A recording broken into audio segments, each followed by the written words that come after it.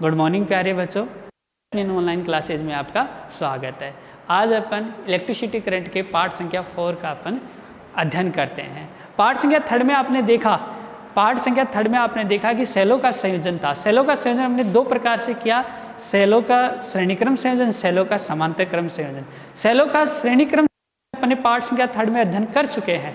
आज अपन लेते हैं, इस पाठ में लेते हैं सेलों का समांतर क्रम संयोजन। अब सेलों का समांतर संयोजन, सेलों का समांतर क्रम संयोजन। यह अब समांतर क्रम संयोजन में क्या होता है, हम दो लेते हैं, एक ये लिया, एक ये लिया, ठीक है। इन सेलों को एक बाह्य प्रतिरोध से जोड़ दिया, ये प्लस ये माइनस, ये प्लस ये माइनस, धारा इधर से आएगी और इधर जाएगी, सॉरी इधर जाएगी। इससे धारा निकलेगी I1 और इससे धारा निकलेगी, वो निकलेगी बेटा I2। इनकी टर्मिनल वोल्टता V रहेगी। टर्मिनल वोल्टता क्या रहेगी, दोनों सेलों की टर्मिनल वोल्टता क्या रहेगी बेटा, V ही रहेगी, ठीक है। इसका विद्युत वाहक बल E2 और इसका विद्युत वाहक बल I2, का आंतरिक प्रतिरोध R1, इसका R2, इसका R हो जाएगा, इसका V रहेगा, E रह जाएगा। इस प्रकार का बना लिया। ऐसा संयोजन, दो या दो से अधिक सेलों का ऐसा संयोजन जिसमें सेलों के धन टर्मिनल को किसी एक बिंदु कॉमा ऋण टर्मिनल को किसी दूसरे जाता हो, समांतर क्रम संयोजन। दो या दो जिसमें संयोजन में जुड़े सभी सेलों का, आप ऐसे भी कर सकते हैं, दो या दो से अधिक सेलों का ऐसा संयोजन है जिसमें संयोजन में जुड़े सेलों की टर्मिनल एक बिंदु से और ऋण टर्मिनल किसी दूसरे बिंदु से संयोजन, तो इस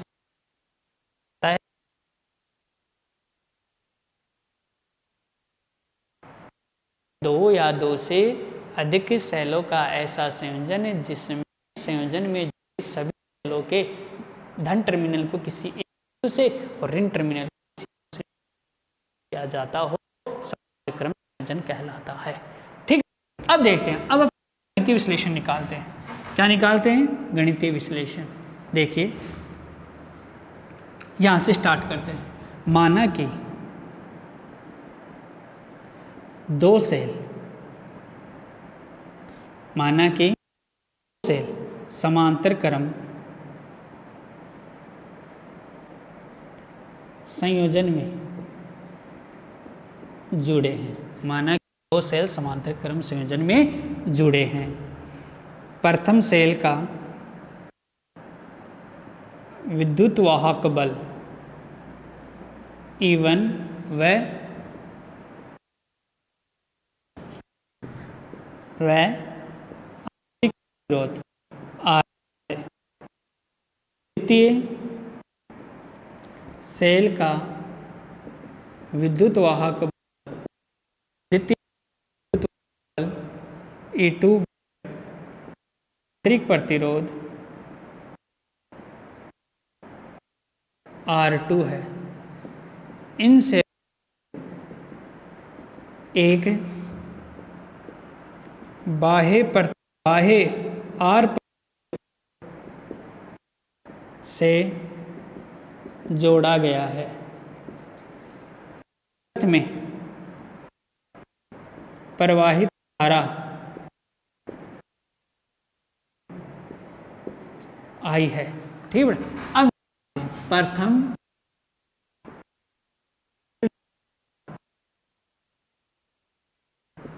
धारा आई वह निकालेंगे। क्या निकालेंगे, उसी के अनुसार निकलेगा जो हमने टर्मिनल वोल्टता और विद्युत वाहक बल का संबंध जो है उसी से निकालेंगे। तो देखियो क्या होता है, इधर अपन थोड़ा सा इधर देख लेते हैं क्या है वो,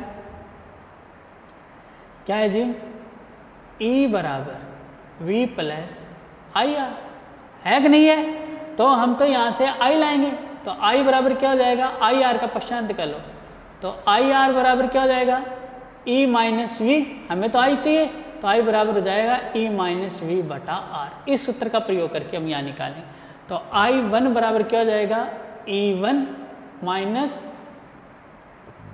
V बटा आर, समीकरण 1। ठीक है बेटा। दूसरा, द्वितीय सेल द्वारा प्रवाहित धारा, इसका प्रयोग करके निकाल, तो I2 is equal to E2V R2। ठीक है बेटा।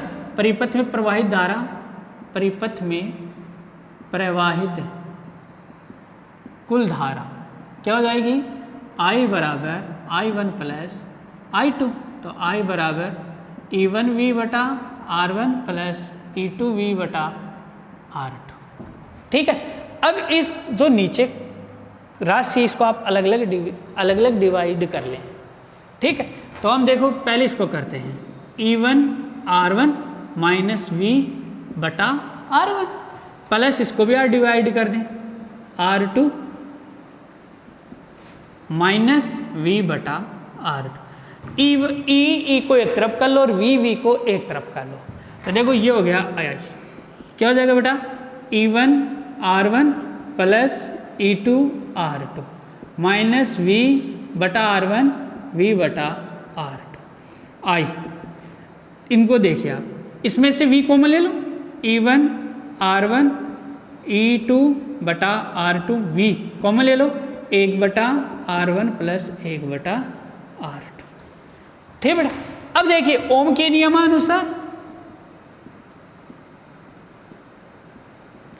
ओम के नियमानुसार V बराबर आई आर, तो अपन तो आई चाहे, I बराबर V बटा आर रख दीजिए यहाँ, तो क्या हो जाएगा, V बटा R बराबर E1 R1 plus E2 R2 minus V 1 बटा R1 1 बटा R2। इस V को इधर ले आओ, तो V बटा R माइनस V, खोल लीजिए इस कोष्टक को, क्या हो जाएगा, सॉरी प्लस खोल लीजिए इसको, 1 बटा R1 प्लस 1 बटा R2।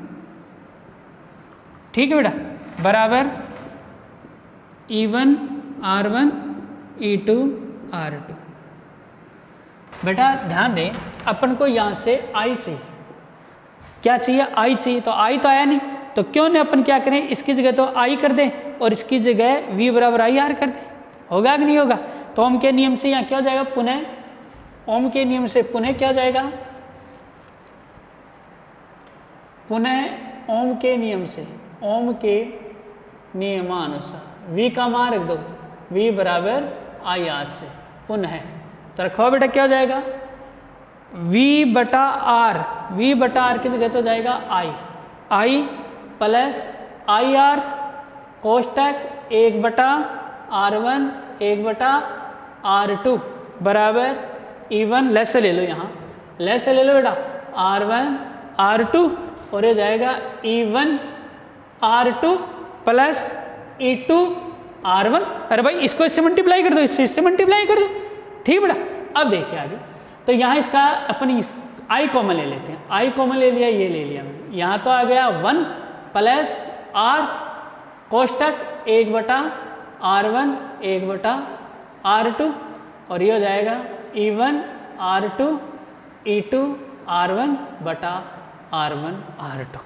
यहाँ भी लैसे ले लो, इधर वाले पार्ट का भी क्या ले लो बेटा, लैसे ले लो, तो क्या हो जाएगा, I is equal to, sorry I कोष्टक ले लो R1 R2, लैसे यही आएगा R1 R2। ठीक है बेटा। देखो इसके नीचे एक में एक ही बात है, ये की राशि आएगी R1 R2 प्लस यहाँ आ जाएगा R, और यहाँ क्या आएगा बेटा, R2 प्लस R1 आएगा कि नहीं आएगा भाई। इसका भाग इसमें दोगे तो R1 से R1 जाएगा, R2 बचेगा, R2 को 1 से गुणा करो तो R2 प्लस इसका भाग इसमें दोगे तो 1 बचेगा, R1 को ऊपर वाले से मल्टीप्लाई करो तो R1 आएगा, बराबर क्या बच जाएगा E1 R2 plus E2 R1 बटा R1 R2। ठीक बेटा, अब देखिए देखो ये भी बटे में है, ये भी बटे में, कट गई दोनों राशि, क्या बच गया उसको लिख लीजिए, I बराबर I कोष्टक R1 R2 plus R1 plus R2 plus की है, कोई दिक्कत नहीं है, बराबर E1 R2 plus E2 R1। अब क्या करें, मुझे ये R1 प्लस R2 हटाना है यहाँ से, तो क्या करें, जब कोई राशि को हटानी होती है तो उस राशि का दोनों पक्षों में भाग लगा दीजिए। तो यहाँ क्या है R1 प्लस R2, तो दोनों पक्षों में R1 प्लस R2 का भाग देने पर भाग दे दीजिए, तो क्या हो जाएगा I कोष्टक R1 R2 plus R1 plus R2, भाग लगाया हमने R1 प्लस R2 का, और इधर भी क्या हो जाएगा E1 R2 plus E2 R1 बटा R1 प्लस R2 का भाग लगा दिया। अब इसको अपन अलग अलग खोल लेते हैं, तो I कोष्टक R1 R2 बटा R1 plus R2 plus R1 plus R2 बटा R1 प्लस R2 बटा बराबर E1 R2 plus E2 R1 बटा R1 प्लस R2, इससे तो कट गया, और देखिए क्या बच गया I कोष्टक R1 R2 बटा R1 plus R2 plus R, और इधर क्या बच गया E1 R2 plus E2 R1 बटा R1 प्लस R2। इस राशि का भाग लगा दीजिए, उधर गुणा में उधर भाग में चली जाएगी, तो E1 R2 plus E2 R1 बटा R1 प्लस R2 बड़ा बटा ये, तो क्या हो जाएगा R प्लस R1 R2 बटा R1 प्लस R2। ये लो बेटा, ये मान आता है किसका, समांतर क्रम संयोजन में जुड़े हुए सेलों में प्रवाहित धारा I बराबर E1 R2 plus E2 R1 बटा R1 प्लस R2 बड़ा बटा ये R प्लस R1 R2 बटा ये R1 प्लस R2। इस प्रकार सेलों का समांतर क्रम संयोजन का सूत्र उत्पन्न होता है। दोबारा देख लीजिए इसका क्या होता है, परिभाषा देखिए, पहले परिभाषा को अपन देखते हैं। माना कि 2 या 2 से अधिक सेलों का ऐसा संयोजन जिसमें संयोजन में जुड़े हुए सभी सेलों के ध्रुव टर्मिनल को एक सिरे से व ऋण टर्मिनल को धन टर्मिनल को एक सिरे से व ऋण टर्मिनल को किसी दूसरे सिरे से संयोजित किया जाता है। अब देखिए तो ऐसा संयोजन क्या कहलाता है, समांतर क्रम संयोजन कहलाता है। अब देखिए इसमें क्या होता है, माना कि हमने 2 सेल लिए हैं, माना कि कोई 2 सेल जो समांतर क्रम में जुड़े हुए हैं, प्रथम सेल का विद्युत वाहक बल E1 व आंतरिक प्रतिरोध R1 हो जाएगा, द्वितीय सेल का विद्युत वाहक बल E2 व आंतरिक प्रतिरोध R2 हो जाएगा। ठीक है, इन सेलों को एक बाह्य प्रतिरोध R से जोड़ा गया है, परिपथ में प्रवाहित धारा I है, अतः प्रथम सेल में प्रवाहित धारा, और प्रवाहित धारा आप उसी से निकालेंगे, किस सूत्र से, प्रवाहित धारा जो है वो हमारा ये था ना E बराबर V प्लस आई आर से, इस सूत्र से आप मान निकालेंगे। ठीक है, तो पक्षांतर कर लो, देखो बेटा क्या हो जाएगा, E माइनस वी बराबर आई आर, तो I बराबर हो जाएगा E माइनस वी आर हो जाएगा। ठीक है बेटा, अब मान रख लो प्रथम सेल में प्रवाहित धारा I1 है, विद्युत वाहक बल E1 है, माइनस V और R1 हो जाएगा। द्वितीय सेल का परिपथ में कुल धारा I है, इनको अलग अलग कर लो, इसको भी और इसको भी, प्लस इसको भी अलग अलग कर लो आप, और इसको इसके पास ले आओ, इसको इसके पास ले आओ, और यहाँ इसको उतार लिया। I बराबर E1 R1 plus E2 R2 minus V, कोष्टक में निकालो, ओम के अनुसार V बराबर आई आर, और आप यहाँ जो था ना, यहाँ आप इस V का मान भी रख सकते हैं डायरेक्टली, इस V का मान रखकर भी आप हल कर सकते हैं, फिर ये स्टेप डायरेक्ट आ जाएगी आपको ये पास।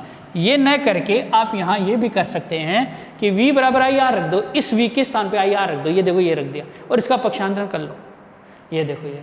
तो आप डायरेक्टली भी कर सकते हैं, इनडायरेक्टली, दोनों तरीके हैं आपके पास, दोनों ही सही, आप किसी भी प्रकार से आप इसको हल कर लें। तो आप इस V के स्थान पे आई आर रखेंगे तो भी यही आंसर आएंगे। तो I प्लस आई आर कोष्टक 1/R1 प्लस हमने यहाँ रख दिया आई आर, ठीक है बेटा, और इसका पक्षांतर कर लिया, तो इधर माइनस का है तो इधर किसका आ जाएगा, प्लस का हो जाएगा, और V की जगह क्या हो जाएगा, आई आर हो जाएगा। और बाकी कोष्टक ऐसा, इधर ये बच की जो राशि रख दी हमने, लेस से ले लिया इनका लेस से ले लिया जी, ठीक है। तो आई कॉमन ले लिया तो यहाँ तो बच गया 1 plus are 1/r1 plus 1/r2 और ये ऐसे एग्जिट उतार दिया।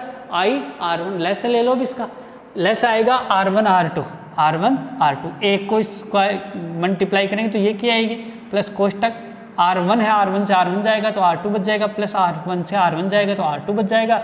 इधर ऐसे कैसे आ जाएगा, नीचे वाली राशि नीचे वाली से कट जाएगी। i बराबर r1 r2 plus r1 plus r2, सुधार दिया हमने, प्लस वाले को पहले, सॉरी छोटी राशि को हमने पहले लिया, बड़ी राशि को हमने बाद में लगा दिया। फिर e1 r2 प्लस r2 ये आ गया दोनों अब देखो मुझे ये हटाना है, r प्लस r2 हटाना है।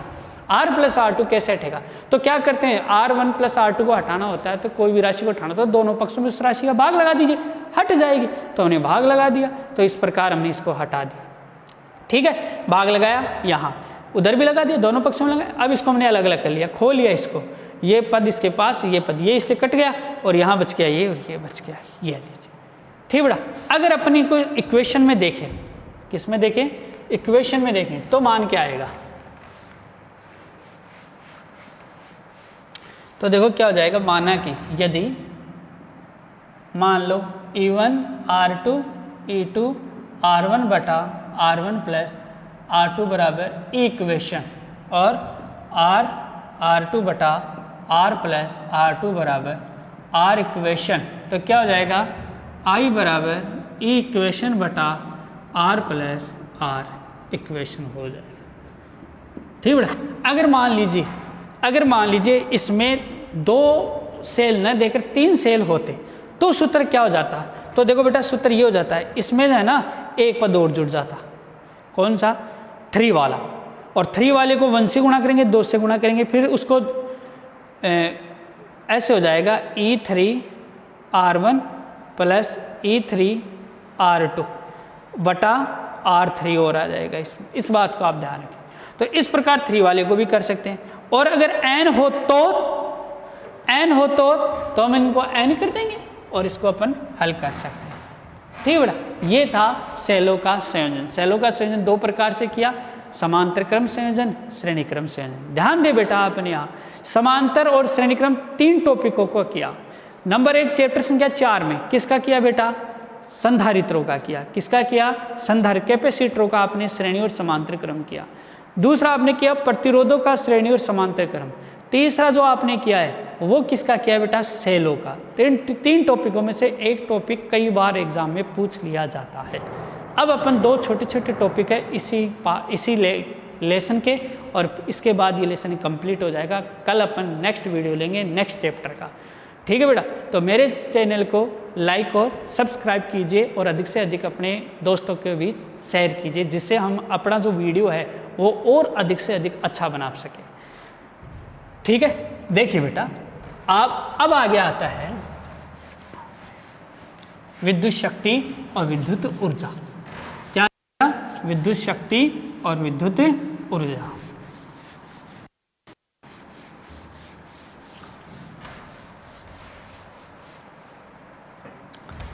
पहले अपन लेते हैं विद्युत शक्ति। विद्युत शक्ति, देखिए विद्युत शक्ति क्या होता है। चलिए इसकी परिभाषा है, क्या परिभाषा, तो सूत्र देख लिए, ये लो जी, परिभाषा यहाँ हो जाएगी। विद्युत शक्ति कहते हैं किसी विद्युत परिपथ में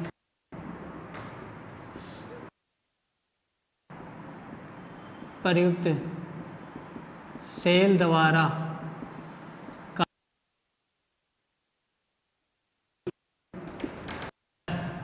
को विद्युत शक्ति कहते हैं।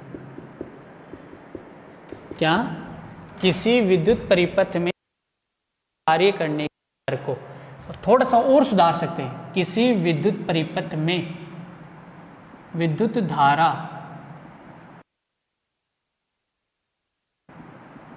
करने के लिए सेल द्वारा कार्य करने की दर, ये भी कर सकते हैं आप। क्या, किसी विद्युत परिपथ में विद्युत धारा प्रवाहित करने के लिए सेल द्वारा कार्य करने की दर विद्युत शक्ति कहलाती है। दोनों परिभाषाएं सही है। किसी विद्युत परिपथ में प्रयुक्त, चलो इसको अलग अलग लिख देते हैं अपन, दो विद्युत परिपथ में प्रयुक्त सेल द्वारा कार्य करने की दर को विद्युत शक्ति कहते हैं। दूसरा, किसी विद्युत परिपथ में विद्युत धारा के लिए सेल द्वारा कार्य करने की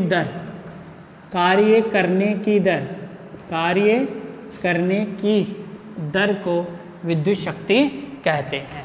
इस विद्युत शक्ति को अपन विद्युत शक्ति को P द्वारा व्यक्त करते हैं। P बराबर W/T हो जाएगा। यहाँ से एक परिभाषा और आ सकती है कि एकांक समय में सेल द्वारा किया गया कार्य, एकांक समय सेल द्वारा किया गया कार्य ही विद्युत शक्ति कहलाता है। क्या कहलाता है बेटा? विद्युत शक्ति कहलाता है। एकांक समय में सेल द्वारा किया गया कार्य ही विद्युत शक्ति कहलाता है।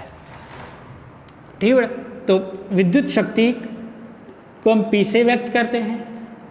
अगर कार्य P बराबर W/T है तो W बराबर QV हो जाएगा। किससे बेटा?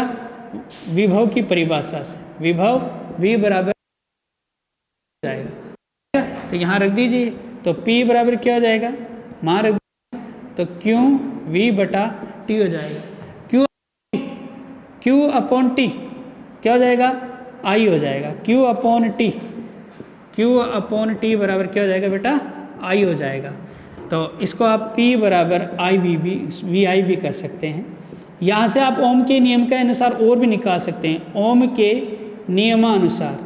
के नियमानुसार क्या कर सकते हैं बेटा? अगर आपको VI दे रखा हो, R दे रखा हो, I और R दे रखा हो तो उसका निकाल सकते हैं। R और I का दे रखा हो संबंध तो उसका भी आप निकाल सकते हैं। तो सबसे पहले देखिए अपनी यहाँ अपन I और V का उठाएं, V को उठाएं और V बराबर क्या कर दें? IR बराबर क्या कर दें? IR। तो क्या हो जाएगा? तो शक्ति P बराबर क्या हो जाएगा? V की जगह रखें IR इंटू I, तो क्या हो जाएगा? P बराबर I²R। ये देखो, अगर ये सूत्र, ये भी सूत्र है, ये भी सूत्र है, ये भी सूत्र है। अगर आपको न्यूमेरिकल के अंदर I और R का संबंध दे रखा हो तो आप ये लगाकर हल कर सकते हैं। आपको V और I का दे रखा हो तो आप ये लगा सकते हैं। अगर आप V और R में संबंध दिया हुआ तो उसको भी आप निकाल सकते हैं। यहाँ से क्या कर दो? I को उठा दो, क्योंकि I बराबर क्या हो जाएगा? V/R हो जाएगा। ये रख लीजिए। तो P बराबर क्या हो जाएगा? V into V/R। तो P बराबर क्या हो जाएगा? V²/R। अगर आपको V और R में शक्ति पूछे तो आप V/R का मान रखकर भी आप इसको हल कर सकते हैं। अब आता है बेटा शक्ति का मात्रक, विद्युत शक्ति का मात्रक। विद्युत शक्ति का मात्रक वैसे तो बेटा होता है वाट। क्या होता है? वाट, या फिर यहाँ से निकाल सकते हैं क्या? जूल/सेकंड। क्या हो सकता है? जूल/सेकंड। देखिए, इसका जो व्यावसायिक मात्रक होता है वो बेटा हॉर्स शक्ति का मात्रक होता है अश्व शक्ति। और एक ये होता है किस में होता है? ब्रिटिश प्रणाली में। ध्यान रखेंगे, एक HP बराबर 746 वाट होता है। ठीक है, अब देखिए अपन आता है विद्युत शक्ति को दोबारा देख लिए। सीधी सी है, एकांक समय में सेल द्वारा किया गया कार्य क्या कहलाता है? विद्युत शक्ति कहलाता है। या फिर ये रहा सेल द्वारा कार्य करने की दर को, सीधी सी है। मोटी जो परिभाषा, मेन जो परिभाषा है वो ये है कि सेल द्वारा कार्य करने की दर, किसी सेल द्वारा कार्य करने की दर ही क्या कहलाती है बेटा? विद्युत शक्ति कहलाता है। क्या कहलाता है? विद्युत शक्ति कहलाता है। का मात्रक होता है वो वाट होता है। आप शक्ति को जो है ना अलग 3 प्रकार से, न्यूमेरिकल को आप शक्ति के न्यूमेरिकल को आप 3 प्रकार से निकाल सकते हैं, इससे, इससे और इससे और इससे। वो निर्भर करता है कि पद आपको किस में दिया है। VI में दिया हुआ है, VR में दिया हुआ है या IR में दिया हुआ है, उसका प्रयोग करके विद्युत शक्ति का मान निकाल सकते हैं, निकाल सकते हैं। अंतिम टॉपिक है विद्युत ऊर्जा। कौन सा पॉइंट बेटा? विद्युत ऊर्जा।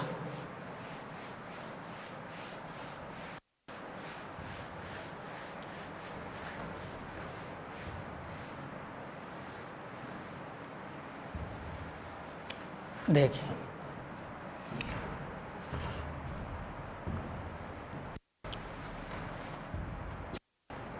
विद्युत ऊर्जा। अब बात करते हैं अपन विद्युत ऊर्जा की। विद्युत ऊर्जा की परिभाषा देखते हैं। किसी विद्युत परिपथ में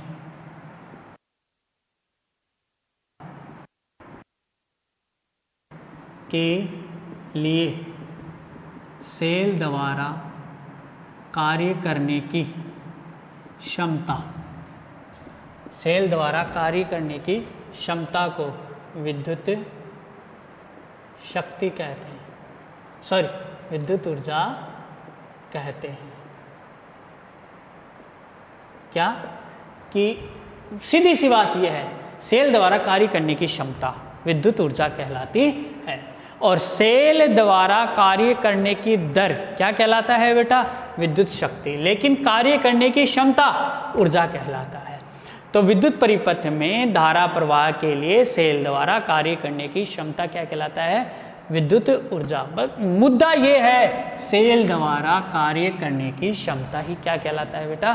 क्या कहलाता है बेटा? है? सेल द्वारा कार्य करने की क्षमता क्या कहलाती है? विद्युत ऊर्जा। ऊर्जा। अब देखते हैं विद्युत ऊर्जा की डेफिनेशन निकालते हैं।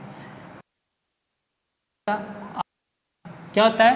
Q बराबर I विद्युत परिभाषा से, बताओ नहीं होता है? यहाँ लिख सकते हैं आप, यदि किसी परिपथ में Q आवेश, यदि किसी परिपथ में Q आवेश T समय तक